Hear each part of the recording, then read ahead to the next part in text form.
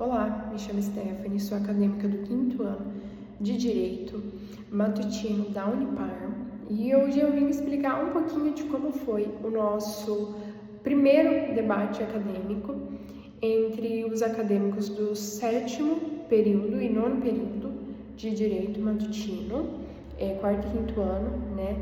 E esse debate teve como finalidade levar os objetivos das nossas atividades extensionistas, que é levar as discussões para fora da sala de aula, para fora da universidade. Então, nós tivemos esse primeiro debate e nós tivemos como plateia, como público, os alunos da rede pública de ensino médio. E o tema central, então, nós discutimos sobre a complexa relação entre o direito fundamental, a liberdade de expressão e a proibição do discurso de ódio no âmbito digital, né? Então, também foram abordados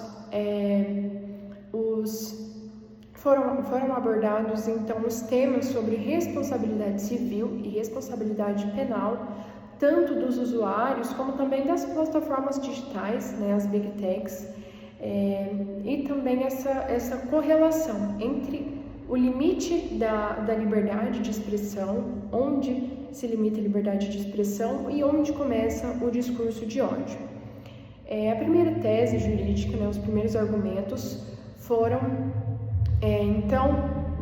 relacionados, foram especificados, né, o debate ele foi consensual, né, nessa primeira oportunidade, em relação que a liberdade de expressão ela não é um direito absoluto, ou seja, ela possui limites e esses limites precisam ser respeitados entre tanto aqueles que usam, né, também quanto os provedores de internet, que são as plataformas digitais. Primeiramente, o 7º período ele defendeu uma tese, o âmbito, né, uma visão mais punitivista, que sustenta que a democracia não está obrigada a proteger o discurso de ódio. Então, não existe a liberdade total e também não existe a possibilidade, né, da liberdade de expressão sem que seja ressalvada a circunstância do discurso de ódio nas plataformas digitais. Então, aquilo que é dito, aquilo que é publicado, que possa vir a ferir a honra, né, de um indivíduo, existe sim, então, uma visão punitivista em relação a esses crimes. Já o 9º período, por sua vez, adotou uma visão mais garantista, que argumenta que a definição deve se basear na objetividade da lei. Então, houve também algumas críticas, né, em relação aos outros argumentos e sugere que a sociedade ela deve ter um papel mais ativo na delimitação daquilo que pode ser considerado como ofensa ou não.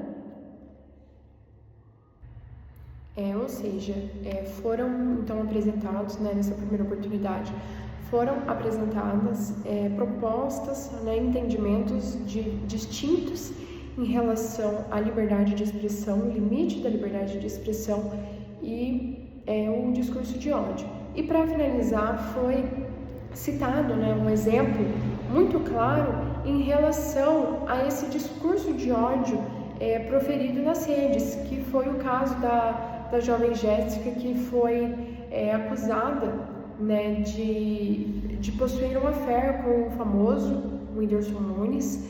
Eles foram brutalmente atacados nas redes sociais, ela principalmente por ser uma pessoa anônima. Muitos comentários com o discurso de ódio a incitaram, né, a cometer o suicídio e infelizmente esse foi o final trágico dela. Ela cometeu o suicídio e por fim descobriu-se, né, veio à tona que era uma fake news.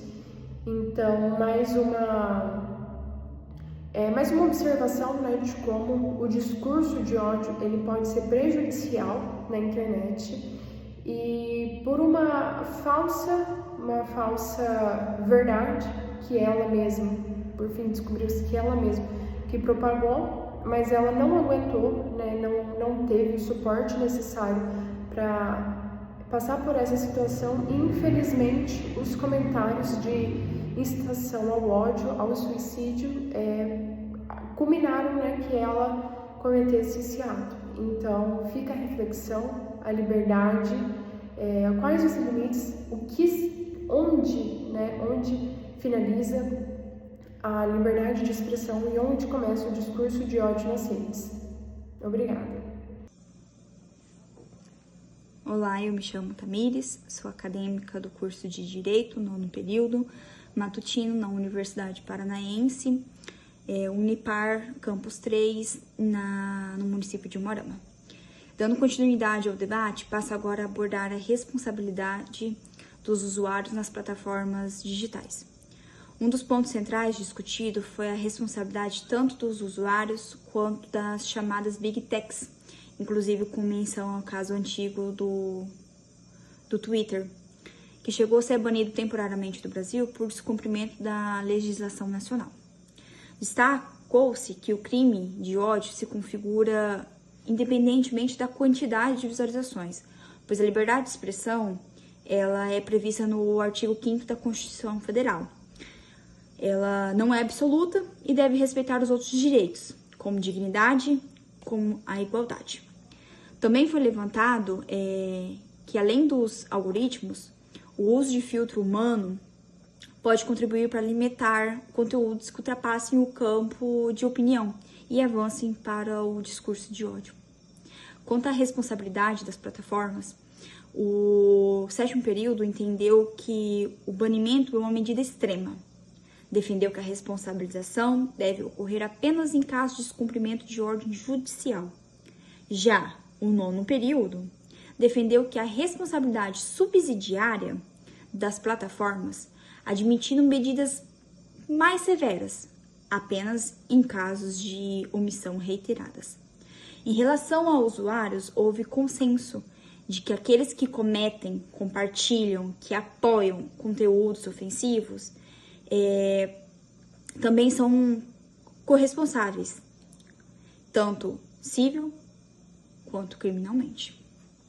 Outro ponto importante foi o reconhecimento de que conversas privadas são protegidas pelo direito à intimidade, salvo aquelas que cometem crime. Diante disso, concluiu-se que a Constituição Federal atua como um limite necessário, garantindo que a liberdade de um indivíduo não viole a dignidade do outro. No que diz a respeito aos riscos para a democracia, foi destacado que a tolerância ao discurso de ódio é incompatível com o regime democrático. Por outro lado, também se ressaltou a importância de analisar o contexto e as nuances de cada situação. Durante o debate, o público trouxe questionamentos relevantes sobre os limites da liberdade de expressão e também sobre o que deve definir o que é discurso de ódio. As respostas evidenciaram diferentes posicionamentos entre os períodos, mas reforçam que a responsabilidade no ambiente digital é tanto ética quanto jurídica. Por fim, conclui-se que o conflito entre liberdade de expressão e discurso de ódio representa um grande desafio na atualidade. A Constituição Federal assegura uma livre manifestação dos pensamentos, mas protege a honra, a dignidade da pessoa humana. Assim, nenhum direito é absoluto. É necessário equilíbrio para garantir a convivência harmônica em sociedade e impedir que a liberdade de expressão seja utilizada como justificativa para a propagação de ódio. Fico aqui meus agradecimentos. Muito obrigada.